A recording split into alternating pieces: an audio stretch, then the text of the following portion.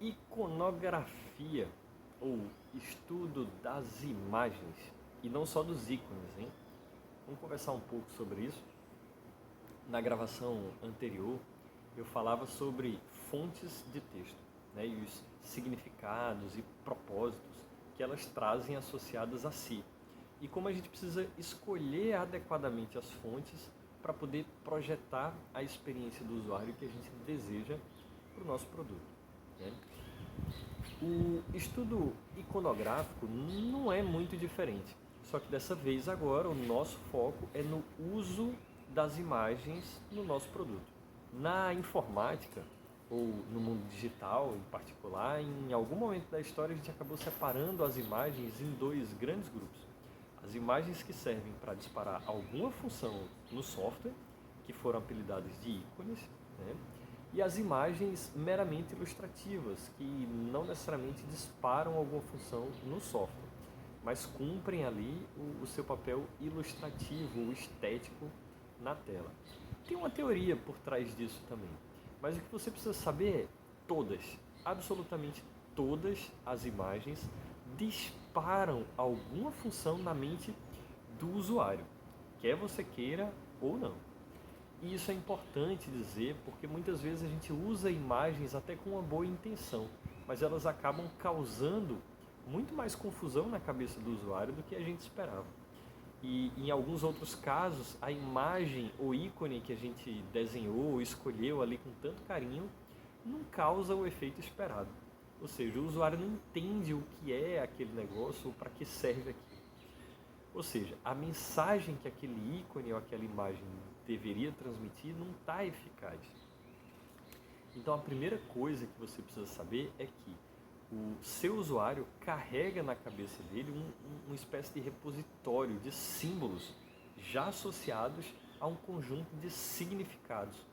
E esse repositório é fortemente influenciado pelo contexto que ele transita. Então, por exemplo, um ícone de uma lupa num software pode ter um determinado sentido para um informático, mas pode ter outro significado natural, completamente diferente para quem é biólogo e trabalha num laboratório, por exemplo. Compreender como é que os usuários vão interpretar cada ícone utilitário ali no nosso produto é uma parte grande do desafio de projetar uma interface de software. E combinar a interpretação natural do usuário com a funcionalidade correta do software é uma das características que mais influencia na entendibilidade daquela interface, que, como a gente já viu numa das primeiras gravações, né, é uma das principais dimensões da usabilidade. Então, o seu primeiro desafio no estudo iconográfico é sacar qual é a familiaridade dos usuários com símbolos pré-existentes, baseado nas experiências prévias e contextualizadas do seu público, justamente para buscar escolher os ícones que sejam capazes de simular o conforto cognitivo, né? Aquela sensação de, poxa, é a primeira vez que eu uso esse negócio, mas parece que eu já uso há tanto tempo, né? Será que se eu usar o ícone, por exemplo, do disquete no botão salvar, o meu usuário vai saber o que é isso? Ele pode até não saber o que é um disquete, né? Mas é bem provável que ele saiba para que serve esse botão, né? Esse caso do botão salvar acabou virando um clássico na área da gente, né? Porque o disquete nem existe mais. E só agora, depois de muitos anos, é que alguns aplicativos estão começando a abandonar esse símbolo. É muito importante aqui também determinar qual é a personalidade artística do seu produto. Pode parecer uma viagem, né? Porque por muito tempo os aplicativos de software não se preocupavam muito com isso.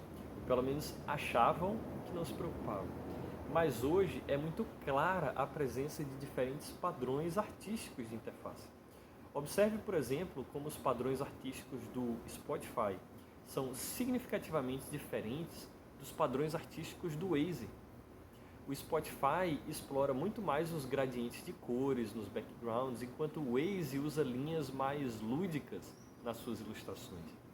Se você lembrar retrospectivamente aí, a gente vem migrando gradualmente de uma linha de uso de ícones coloridos e em 3D, de uns 10 ou mais anos atrás, para o flat design.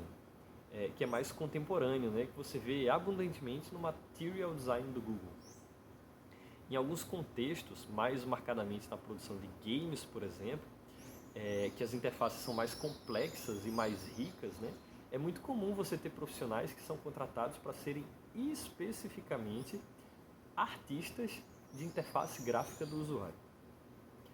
Então considere que esse estudo iconográfico também se preocupa com aquelas questões estéticas que eu mencionei lá na outra gravação sobre estudo tipográfico, né?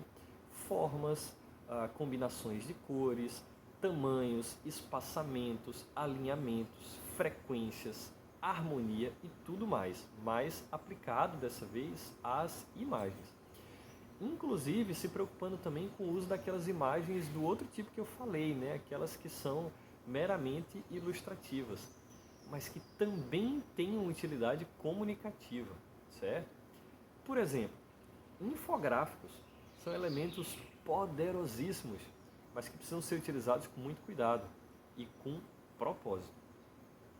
Uma coisa extra a se considerar é a forma como você vai combinar ícones com textos.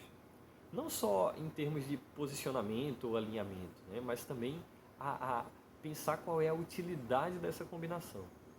Aqueles estudos sobre leis ou princípios da Gestalt, né, psicologia da forma, têm uma influência gigantesca no mundo da comunicação visual e também podem nos ajudar enormemente a projetar as nossas interfaces. E aí, feito todo esse estudo, novamente levando em consideração todas aquelas coisas que a gente já conversou sobre foco no usuário, a parte final do seu trabalho é garantir a consistência na implementação das interfaces. Garantir o uso consistente e não ambíguo de ícones, o uso coerente desses padrões artísticos e a projeção efetiva da comunicação. E pronto, é isso. Até a próxima.